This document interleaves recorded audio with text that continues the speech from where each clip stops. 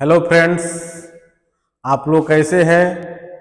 राजकिशोरी देवी शिक्षण प्रशिक्षण सेवा संस्थान के यूट्यूब चैनल पर आप लोगों का हार्दिक स्वागत है। जैसा कि आप लोग जानते हैं कि अभी VI के स्टूडेंट के बच्चों का सेकंड पेपर का क्लास चल रहा है, ठीक है। तो जो सेकंड पेपर का आज हमारा ये लास्ट क्लास है, क्योंकि आज ये सिलेबस सेकंड पेपर का आप लोगों का खत्म हो जाएगा, ठीक है। इसके बाद अगर मुझे एक्स्ट्रा कुछ जो भी तैयारी करूंगा तो मैं आप लोगों के सामने क्लास के माध्यम से पेपर भी बताऊंगा और किस प्रकार का ये क्वेश्चन है सब के बारे में चर्चा करूंगा। ये तो सेकंड पेपर का आज हमारा लास्ट टॉपिक है। इसके बाद थर्ड पेपर की पढ़ाई होगी, ठीक है। अभी अभी दीपावली का त्योहार आप लोग मना चुके हैं, करीब 5-6 दिन छुट्टी था और आज ये हमारा सेकंड पेपर का लास्ट चैप्टर है, ठीक है। आप लोग इसको ध्यान से देखिएगा क्योंकि काफी ये इंपॉर्टेंट चैप्टर है, ठीक है। हमारा चैप्टर है architectural modification for person with visual impairment having locomotor disorder. इसका मतलब क्या होगा?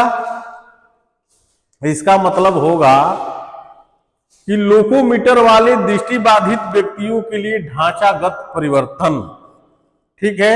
अब देखिए, ऐसे क्वेश्चन परीक्षा में बार बार आते हैं, ठीक है। जैसे मान लीजिए कि परीक्षा में आ गया कि लोकोमीटर वाले दृष्टिबाधित व्यक्तियों के लिए ढांचागत परिवर्तन के बारे में चर्चा कीजिए या उल्लेख कीजिए। तो जब आप पढ़े रहेंगे तो आप आसानी से लिख देंगे, ठीक है। और ये इतना ध्यान रखिएगा, काफी ये इंपॉर्टेंट चैप्टर है, ठीक है। आप लोग बढ़िया से इसको देखिएगा। इस प्रत्यय का प्रयोग, जो ये हमारा टॉपिक है, इसका प्रयोग विकलांगता के संदर्भ में समान अवसर उपलब्ध कराने के लिए किया जाता है, ठीक है, समझ गए। तथा इसमें समस्त वातावरणीय बाधाओं को दूर किया जाता है। इसमें क्या किया जाता है कि उस बच्चे के लिए कौन कौन सी वातावरणीय बाधा पैदा हो रही है उसको हर संभव दूर करना एवं उन्हें सभी प्रकार की सुविधाएं उपलब्ध कराई जाती हैं। यहां तक कि सकलांग व्यक्ति है तो उन्हें अपने कार्यों को करने या चलने फिरने में भी इस तरह के वातावरण की आवश्यकता होती है, उनके कार्यों में रुकावट पैदा न हो। अतः ऐसे वातावरण की संकल्पना की जाती है जिसमें विकलांग एवं सकलांग व्यक्ति आसानी से अपना अपना समायोजन कर सके।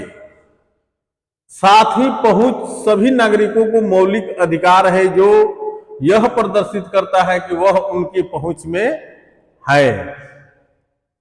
UNCRPD के अनुच्छेद 9 में पहुंच को वर्णित किया गया है। क्या वर्णित किया गया है? वर्णित किया गया है कि विकलांगता के लिए आवागमन आधारभूत ढांचा आदि को इस प्रकार तैयार किया जाए कि उसको सभी व्यक्ति बिना रुकावट के प्राप्त कर सके। मतलब कि जो संस्था है UNCRPD, उन्होंने दिशा निर्देश जारी किया है, गाइडलाइन जारी किया है कि जहां शिक्षा की व्यवस्था हो या जहां कोई भी सार्वजनिक जगह हो या निजी हो, वहां पर ऐसी व्यवस्था होनी चाहिए, वातावरणीय व्यवस्था, तो वहां विकलांग हो या सकलांग दोनों की पहुंच बराबर हो, उसको सभी व्यक्ति बिना रुकावट के प्राप्त भी कर ले। मतलब कि उस चीज को प्राप्त करने में दोनों प्रकार के व्यक्ति को किसी प्रकार की रुकावट न हो। इस प्रकार अगर इन वातावरणीय बाधाओं को दूर किया जाता है तो विकलांगता के प्रभाव को भी दूर किया जा सकता है।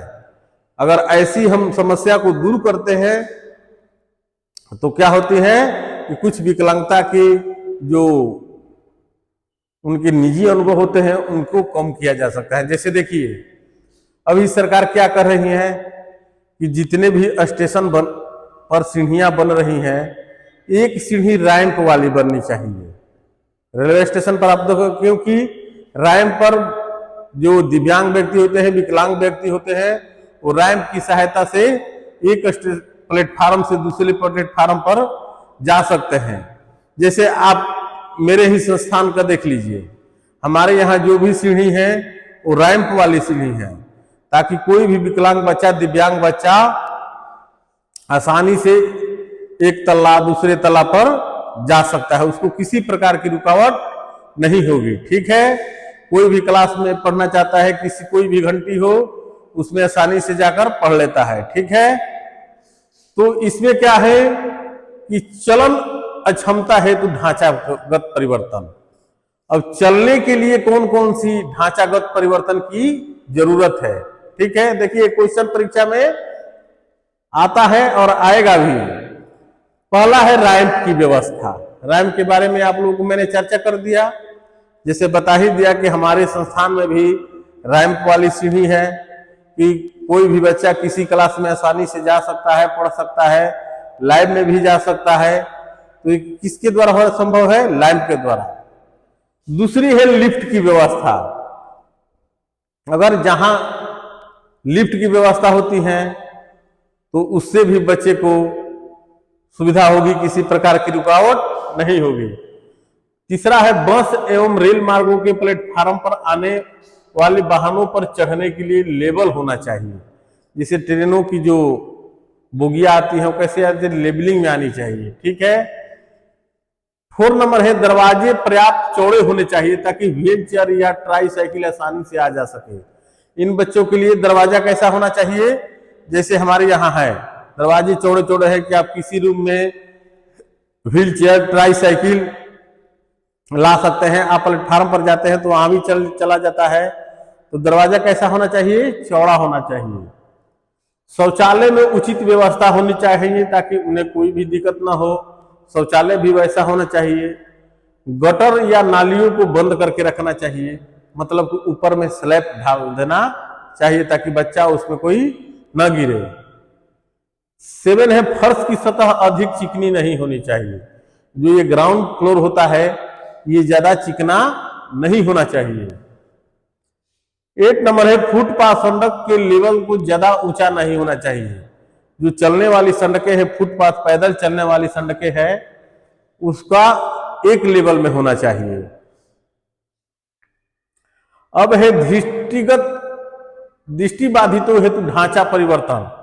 जो दृष्टिबाधित बच्चे हैं उनके लिए ढांचा कैसे परिवर्तन होना चाहिए, सुविधा होना चाहिए।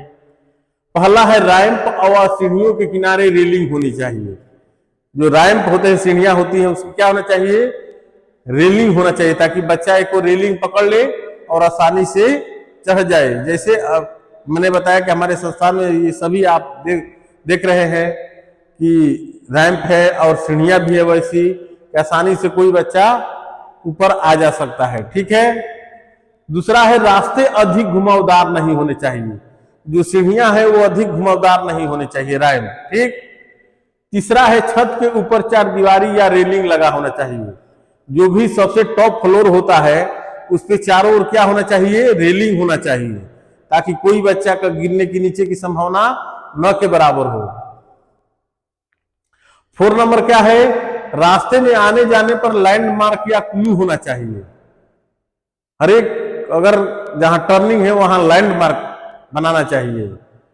तीसरा है जेब्रा लाइन टेक्सटाइल में होना चाहिए। 6 नंबर है दरवाजा अंदर की तरफ खुलना चाहिए। दरवाजा किधर खुलना चाहिए? अंदर की तरफ, भीतर की तरफ। 7 नंबर है कमरे में कलर कंट्रास्ट होना चाहिए। क्या होना चाहिए? कलर, वो भी गाढ़ा।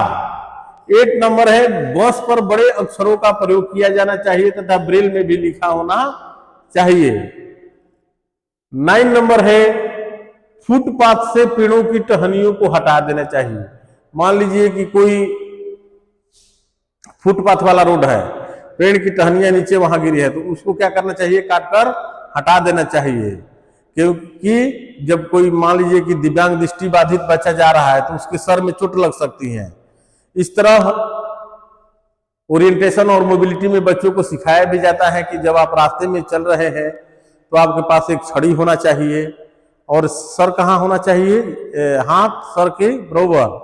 मतलब कि मान लीजिए कि आप ऐसे चल रहे हैं तो अगर कोई चीज यहाँ आएगी तो इस पर टच करेगी तो आप पीछे हट सकते हैं ताकि आपको चोट न लगे। ठीक है।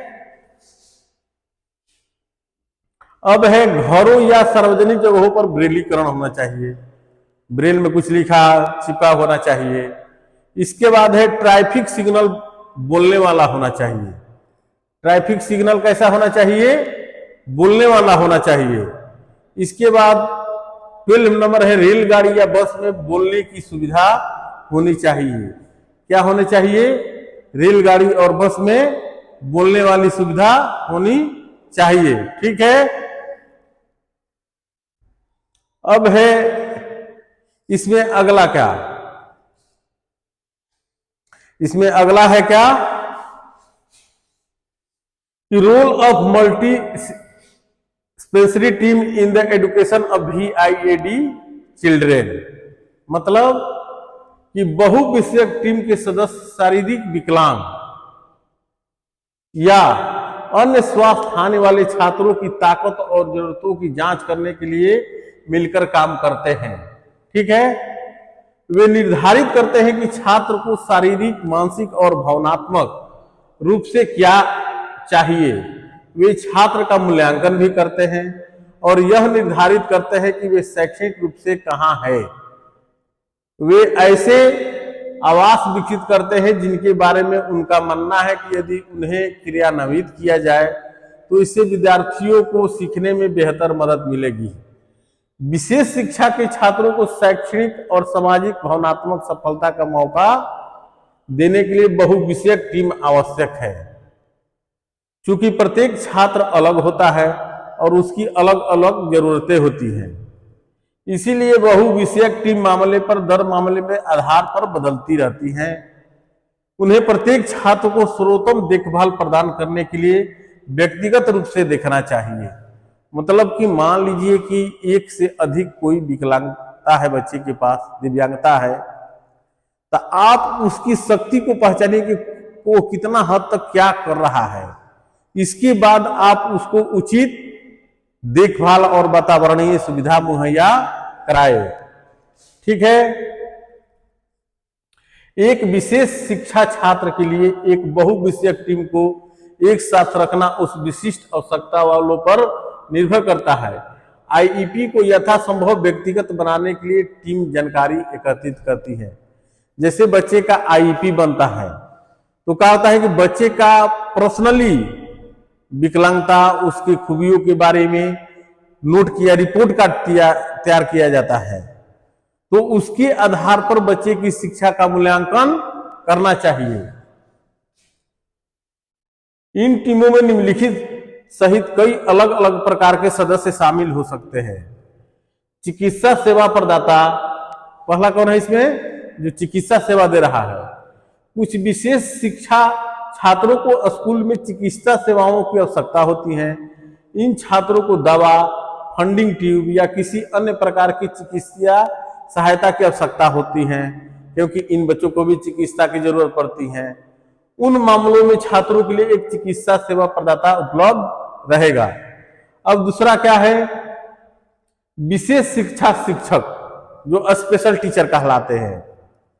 विशेष शिक्षा शिक्षक जानकारी एकत्र करने के लिए और प्रवाह की सुविधा प्रदान करते हैं। प्रवाह मतलब शिक्षा की आगे बढ़ने की, अधिगम बतलाने के लिए उन्हें क्या करने के प्रवाह प्रदान करते हैं।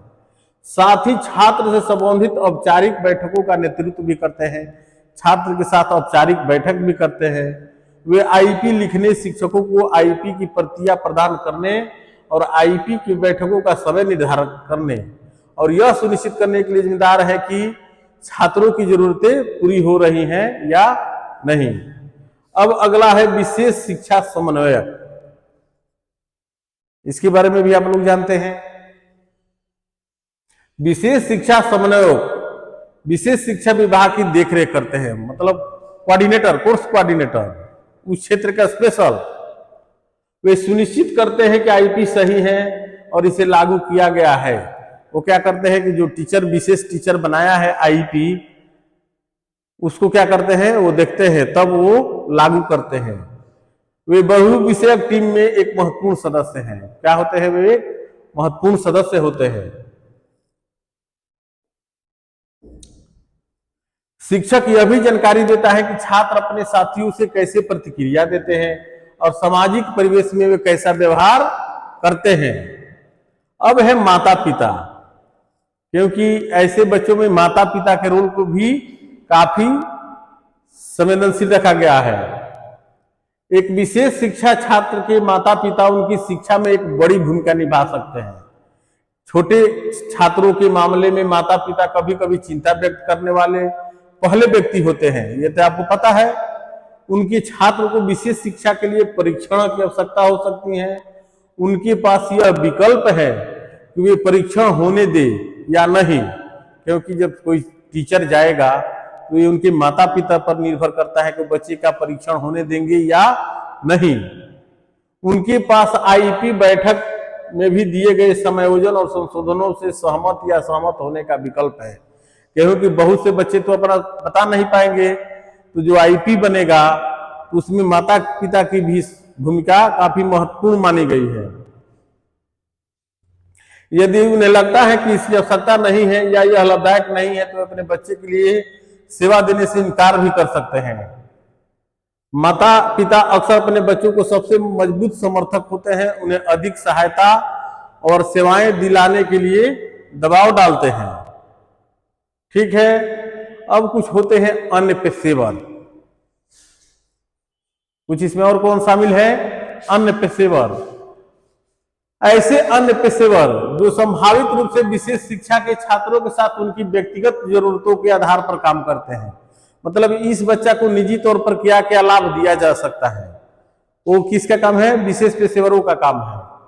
इनमें कुछ पेशेवरों को एक स्कूल मनोचिकित्सक, चिकित्सक, भाषा रोग विज्ञानी, एसएलपी या परामर्शदाता भी शामिल है। ठीक है, अब है किसी भी देश को आगे बढ़ने या दावा करने के लिए उसे अपने सभी नागरिकों के साथ लेकर चलना होगा। विकासात्मक लक्ष्य इस प्रकार नाइजीरिया का विकास पूर्ण नहीं कहा जा सकता है। अगला है इसमें विशेष अक्षमता वाले व्यक्तियों को विकास के बिना शिक्षा इसमें महत्वपूर्ण भूमिका निभाती है। अगला इसमें महत्वपूर्ण बिंदु है सामाजिक शिक्षा, शिक्षा परिवर्तन लाती है। इसके मूल्य मानव पर दीर्घकालीन प्रभाव डालते हैं। जिंदगियां प्रस्तावित शैक्षिक मूल्यों की गुणवत्ता जितनी अधिक होगी, अपेक्षित लाभ उतना ही अधिक होगा। मतलब जितनी शैक्षणिक गतिविधियां अच्छी होगी उतना ही अच्छा लाभ मिलेगा। विशेष आवश्यकता वाले व्यक्तियों के लिए इससे के अलावा न्याय संगता की डिग्री जितनी अधिक होगी, शैक्षणिक अवसर प्रस्तुत किए जाएंगे, शैक्षिक उन्नति की संभावना उतनी ही बेहतर होगी। नागरिकों के बीच जो ऐसे नागरिक होते हैं या आम नागरिक होते हैं, क्या कहता है कि नागरिकों के बीच एक विशेष आवश्यकता वाली शिक्षा कक्षा में विशेष शिक्षक मिलकर काम करता है। अन्य विषयों के अन्य विशेषज्ञों के साथ जिनमें उनकी सेवाएं आवश्यक समझी जाती है। असाधारण व्यक्ति की शिक्षा इस दृष्टिकोण को माना जाता है।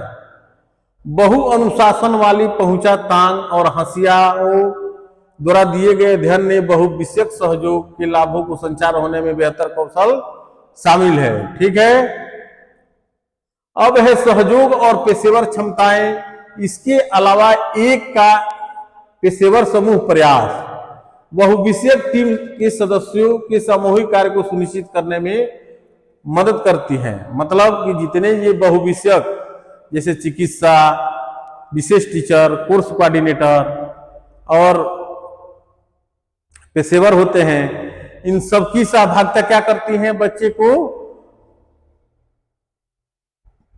उचित शिक्षा के लिए काफी आगे बढ़ाने का काम करती है। सूचना एवं संचार प्रौद्योगिकी इसे सुधारने में एक आवश्यक भूमिका निभाती है।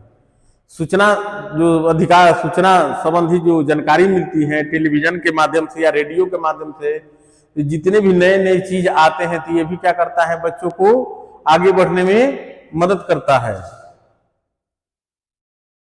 विशेष आवश्यकता वाले व्यक्तियों की चुनौतियां। आईसीटी एक सामूहिक शब्द है जिसका प्रयोग किसी को संदर्भित करने के लिए किया जाता है।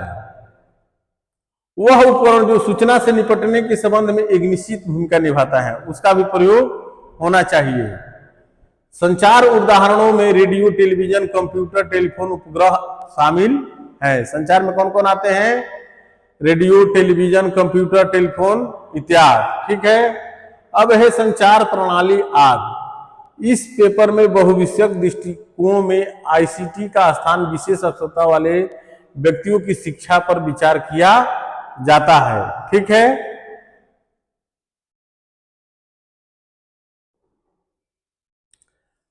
तो जो आज हमारे सेकेंड पेपर का लास्ट टॉपिक था, यहीं पर आज हमारा समाप्त होता है।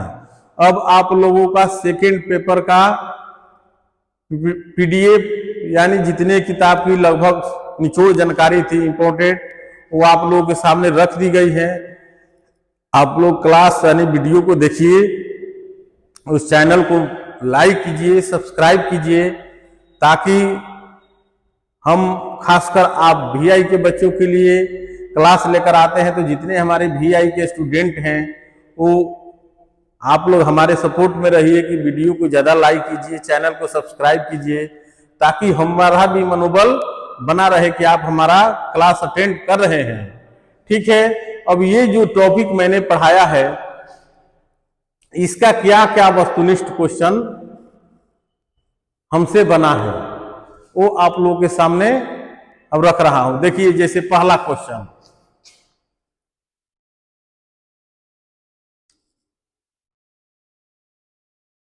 पहला क्वेश्चन क्या है?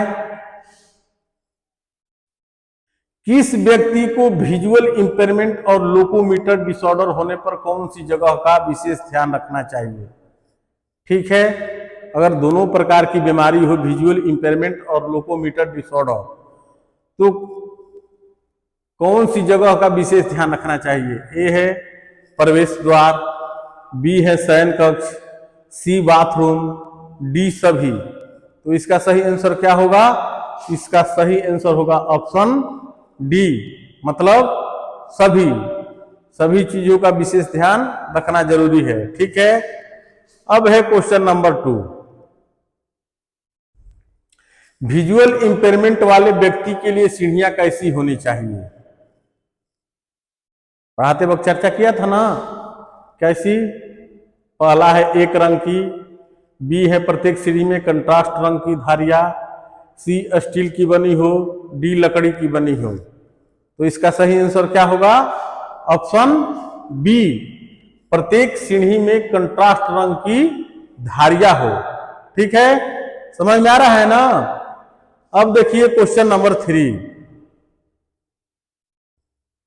लोकोमोटर डिसऑर्डर वाले व्यक्ति के लिए रैंप का आदर्श झुकाव कोण क्या होता है? देखिए कितना बढ़िया क्वेश्चन है। लोकोमोटर डिसऑर्डर वाले व्यक्ति के लिए रैंप का आदर्श झुकाव कोण क्या होता है? A 10 degree, B 15 degree, C 5 degree, D 25 degree. तो इसका सही आंसर क्या होगा? Option B 15 degree. आप लोग नोट करते जाइएगा। अब है क्वेश्चन नंबर 4 देखिए,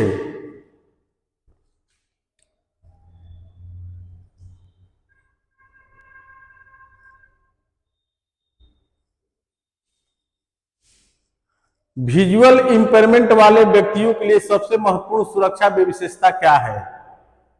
ए है हैंडरेल, बी फर्नीचर, सी पर्दे, डी खिड़कियां। तो इसका सही आंसर क्या होगा?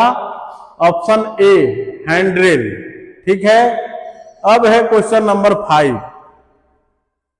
5 क्वेश्चन क्या है? लोकोमोटर विकार वाले व्यक्तियों के लिए शौचालय में किस प्रकार की सीट उपलब्ध होती है? A floor seat, B elevated seat, C घुमावदार सीट, डी सामान्य सीट। बताइए इसका सही आंसर क्या होगा? इसका सही आंसर होगा ऑप्शन बी, एलिवेटेड सीट। ठीक है, अब है क्वेश्चन नंबर 6। प्रवेश द्वार पर विजुअल इंपेयरमेंट वाले व्यक्तियों के लिए कैसा संकेत होना चाहिए? ए, आवाज का संकेत, बी, रंगीन संकेत, सी, कोई संकेत नहीं, डी, डिजिटल संकेत। तो इसका सही आंसर क्या होना चाहिए? ऑप्शन ए, आवाज का संकेत, आवाज संकेत, ऑप्शन ए। ठीक है, अब है क्वेश्चन नंबर 7। रसोई में विजुअल इंपेयरमेंट वाले व्यक्ति के लिए सबसे अधिक ध्यान किस पर होना चाहिए? ठीक है, ए है gas stove, B contrasting shelf, C sink, D mixer. तो इसका सही आंसर क्या होगा? Option D, B, contrasting shelf. ठीक है, अब देखिए क्वेश्चन नंबर 8 देखिए।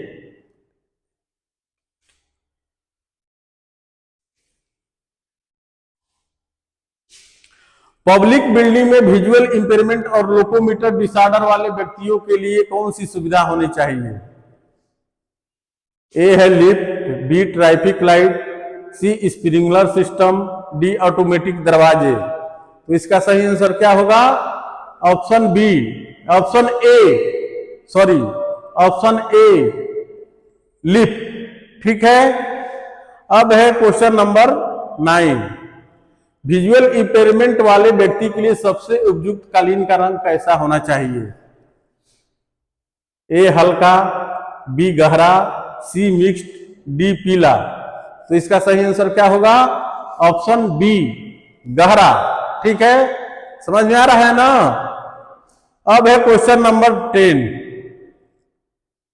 विजुअल इंपेयरमेंट और लोकोमीटर विकार वाले व्यक्ति के लिए सबसे उपयुक्त मार्गदर्शन क्या है?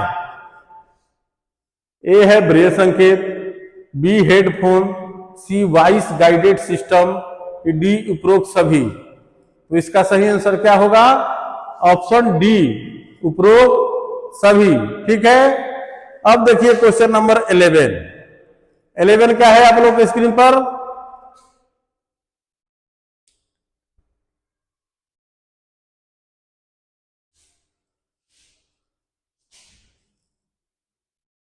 VIAD बच्चों की शिक्षा में बहुविषयक टीम का मुख्य उद्देश्य क्या है? VIAD बच्चों की शिक्षा में बहुविषयक टीम का मुख्य उद्देश्य क्या है? ए शैक्षिक समर्थन, बी चिकित्सा देखभाल, सी व्यक्तिगत विकास, डी उपरोक्त सभी। बताइए इसका सही आंसर क्या हुआ क्वेश्चन नंबर 11 का? इसका सही आंसर होगा ऑप्शन डी, उपरोक्त सभी। ठीक है, अब है क्वेश्चन नंबर 12। बहुविषयक टीम में कौन से सदस्य होते हैं? पढ़ाते वक्त मैंने बताया था ना बहुविषयक। इसमें ऑप्शन क्या दिया है? ए विशेष शिक्षक, बी फिजियोथेरेपिस्ट, सी परिवार के सदस्य, डी उपरोक्त सभी। तो इसका सही आंसर क्या होगा? ऑप्शन डी, उपरोक्त सभी। ठीक है, अब है क्वेश्चन नंबर 13। विशेष शिक्षकों का मुख्य कार्य VIAD बच्चों के साथ क्या होता है? ए शिक्षण, बी चिकित्सा देखभाल, सी व्यायाम, डी खेल। तो इसका सही आंसर क्या होगा? ऑप्शन ए, शिक्षण। ठीक है, अब है क्वेश्चन नंबर 14। VIAD बच्चों के लिए थेरेपिस्ट का क्या काम होता है? ऑप्शन ए है संवेदी विकास, बी खेल, सी उपस्थित लेना, डी सामान्य शिक्षा। तो इसका सही आंसर क्या होगा? ऑप्शन ए, संवेदी विकास। ठीक है, अब है क्वेश्चन नंबर 15 देखिए। 15 क्या है स्क्रीन पर?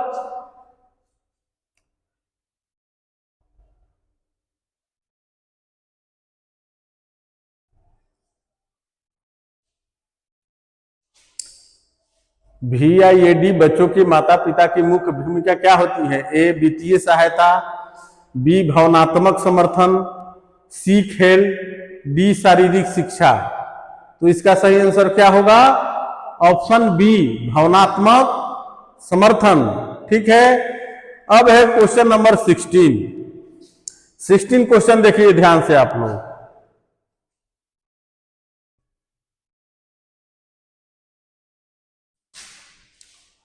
साइकोलॉजिस्ट का अर्थ VIAD बच्चों के लिए क्या है? ऑप्शन है ए मानसिक स्वास्थ्य का आकलन, बी खेल गतिविधियां, सी दवा देना, डी फिजिकल फिटनेस। तो इसका सही आंसर क्या होगा? ऑप्शन ए मानसिक स्वास्थ्य का आकलन। ठीक है, अब है क्वेश्चन नंबर 17। भाषा और सुनने में सुधार के लिए कौन सहायता करता है? भाषा या भाषण और सुनने में सुधार के लिए कौन सहायता करता है? ऑप्शन क्या है? ए है स्पीच थेरेपिस्ट, बी विशेष शिक्षक, सी साइकोलॉजिस्ट, डी डॉक्टर। तो इसका सही आंसर क्या होगा? Option a speech therapist. ठीक है, अब है क्वेश्चन नंबर 18। सामाजिक कार्यकर्ता की भूमिका क्या होती है? ए परिवार जोड़ना, बी शिक्षा देना, सी खेल का आयोजन, डी चिकित्सा देना। तो इसका सही आंसर क्या होगा? ऑप्शन ए परिवार को जोड़ना। ठीक है, अब है क्वेश्चन नंबर 19। VIAD बच्चों के साथ प्रभावी संवाद के लिए किसकी भूमिका महत्वपूर्ण होती है? प्रभावी संवाद के लिए किसकी भूमिका महत्वपूर्ण होती है? ऑप्शन ए है विशेष शिक्षक, बी अभिभावक, सी भाषण थेरेपिस्ट, डी सभी। तो इसका सही आंसर क्या होगा? ऑप्शन डी सभी। ठीक है, अब है 20 नंबर क्वेश्चन। देखिए 20 नंबर क्वेश्चन क्या है?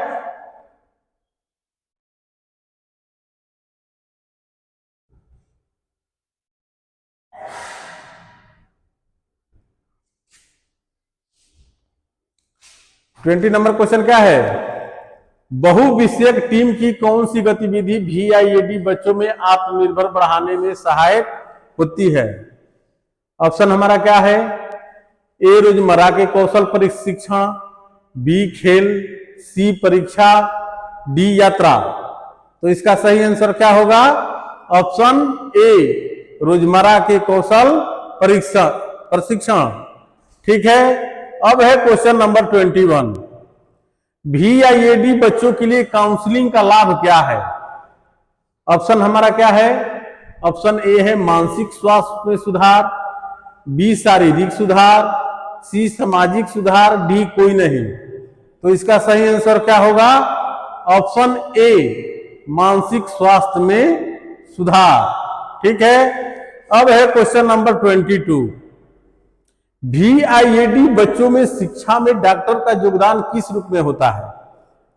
जो डॉक्टर होते हैं उसका योगदान किस रूप में होता है? ऑप्शन ए है चिकित्सा सहायता, बी मनोवैज्ञानिक सहयोग, सी वित्तीय सहायता, डी उपरोक्त सभी। तो इसका सही आंसर क्या होगा? ऑप्शन ए चिकित्सा सहायता। ठीक है, अब है क्वेश्चन नंबर 23। बच्चों की विशिष्ट आवश्यकताओं के अनुसार कार्य योजना तैयार करने में कौन सा शामिल होता है? ऑप्शन ए है बहुविषयक टीम, बी कक्षा शिक्षक, सी सहपाठी, डी केवल अभिभावक। तो इसका सही आंसर क्या होगा? ऑप्शन ए बहुविषयक टीम। पढ़ाते वक्त चर्चा किए थे ना कि कौन कौन से शामिल होते हैं, उसमें बहुविषयक टीम होती है। हर एक साइड के जानकार होते हैं, वो अलग अपना काम करते हैं। अब है क्वेश्चन नंबर 24। VIAD बच्चों के लिए विशेष प्रशिक्षण कौन प्रदान करता है? अब विशेष प्रशिक्षण कौन प्रदान करता है ये आप लोग जानते हैं। ऑप्शन है हमारा ए विशेष शिक्षक, बी सामान्य शिक्षक, सी माता पिता, डी सहपाठी। तो इसका सही आंसर क्या होगा? ऑप्शन ए विशेष शिक्षक। अब है क्वेश्चन नंबर 25। 25 का है फिजियोथेरेपिस्ट का योगदान किस प्रकार होता है? ऑप्शन ए है शारीरिक गतिविधियों का समर्थन, बी मानसिक स्वास्थ्य, सी शिक्षण, डी सामाजिक कौशल। तो इसका सही आंसर क्या होगा? ऑप्शन ए शारीरिक गतिविधियों का समर्थन। ठीक है, अब है क्वेश्चन नंबर 26। VIAD बच्चों में शिक्षा का प्रभावी विकास किसके द्वारा संभव है? ऑप्शन हमारा क्या है? ए संयुक्त प्रयास, बी केवल एक शिक्षक, सी सिर्फ माता पिता, डी केवल सहपाठी। तो इसका सही आंसर क्या होगा? ऑप्शन ए संयुक्त प्रयास। ठीक है, अब है क्वेश्चन नंबर 27। बहुविषयक टीम में शिक्षक का कौन सा कार्य महत्वपूर्ण होता है? ऑप्शन हमारा क्या है? ए शैक्षणिक रणनीति निर्माण, बी चिकित्सा, सी वित्तीय सहायता, डी कोई नहीं। तो इसका सही आंसर क्या होगा? ऑप्शन ए शैक्षिक रणनीति निर्माण। ठीक है, अब है क्वेश्चन नंबर 28। VIAD बच्चों को सफल बनाने के लिए कौन सी योजना महत्वपूर्ण होती है? जो VIAD के बच्चे हैं उनको सफल बनाने के लिए कौन सी योजना महत्वपूर्ण होती है? ठीक है, ये हमारा क्या है? व्यक्तिगत शिक्षा योजना, जिसको क्या कहते हैं? IEP। IEP को हिंदी में क्या कहते हैं? व्यक्तिगत शिक्षा योजना। ए है व्यक्तिगत शिक्षा योजना, बी परिवार सहायता योजना, डी स्वास्थ्य योजना, डी उपरोक्त सभी। तो इसका सही आंसर क्या होगा? ऑप्शन ए व्यक्तिगत शिक्षा योजना। ठीक है, जिसको IEP कहते हैं। अब है क्वेश्चन नंबर 29। VIAD बच्चों के लिए कक्षा में कौन सा समर्थन आवश्यक है? ठीक है, ऑप्शन हमारा क्या है? पहला है दृश्य संकेतक, बी विशेष शिक्षक, सी अतिरिक्त समय, डी उपरोक्त सभी। तो इसका सही आंसर क्या होगा? ऑप्शन डी उपरोक्त सभी। ठीक है, अब है क्वेश्चन नंबर 30। देखिए आप लोग,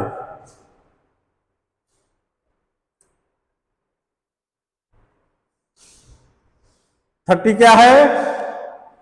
VIAD बच्चों के सुधार के लिए सबसे उपयुक्त दृष्टिकोण क्या है? ए है एकीकृत दृष्टिकोण, बी अलगाव, सी सामान्य शिक्षा, डी केवल घर पर शिक्षण। तो इसका सही आंसर क्या होगा? ऑप्शन ए एकीकृत दृष्टिकोण।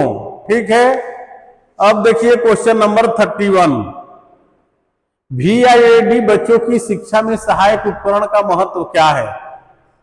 ठीक है, ऑप्शन हमारा क्या है? ए आत्मनिर्भरता, बी मानसिक विकास, सी चिकित्सा सहायता, डी सभी। तो इसका सही आंसर क्या होगा? ऑप्शन डी सभी। क्योंकि जो एक से अधिक दिव्यांग बच्चे होते हैं उनकी सहायता के लिए आत्मनिर्भरता भी जरूरी है, मानसिक विकास भी जरूरी है, चिकित्सा सहायता भी जरूरी है। इसलिए सही आंसर ऑप्शन डी होगा। ठीक है, अब है क्वेश्चन नंबर 32। VIAD बच्चों के सामाजिक विकास के लिए किसकी भूमिका महत्वपूर्ण होती है? हमारा ऑप्शन क्या है? ऑप्शन ए है समाज सेवी, बी शिक्षक, सी सहपाठी, डी है सभी। तो इसका सही आंसर क्या होगा? ऑप्शन डी सभी।